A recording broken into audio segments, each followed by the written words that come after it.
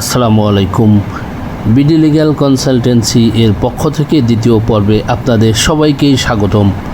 আজকে আমরা জানব ভূমি প্রতারণা কী এবং এর শাস্তি কী।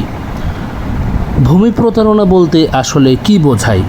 যখন কেউ প্রতারণার মাধ্যমে অন্যের জমি নিজের বলে ব্যবহার করে বা বিক্রি করে, আইনের ভাষায় ধারা 4 অনুযায়ী কী কী কাজ করলে ভূমি প্রতারণা হবে।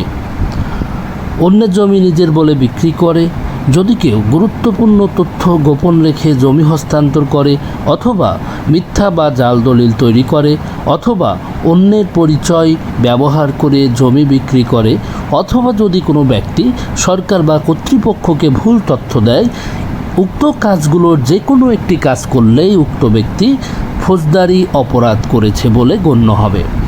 এই অপরাধের শাস্তি কী? সর্বোচ্চ 7 বছর কারাদণ্ড এবং অর্থদণ্ড। অর্থাৎ এটি কোনো হালকা বিষয় নয়, এটি একটি গুরুতর অপরাধ। আগে তো এসব বিষয় সিভিল মামলা ছিল, এখন কি পরিবর্তন এসেছে? অনেক ক্ষেত্রে এটি ফৌজদারি অপরাধ হিসেবে গণ্য হবে, অর্থাৎ শুধু জমি ফেরত পাওয়ার মামলা নয়, এখন জেল জরিমানাও হতে পারে।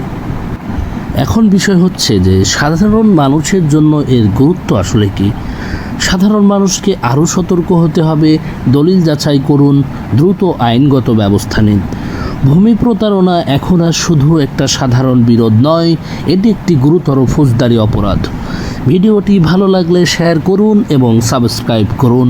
বিডি লিগ্যাল কনসালটেন্সি, আইন জানুন, সচেতন থাকুন। ধন্যবাদ।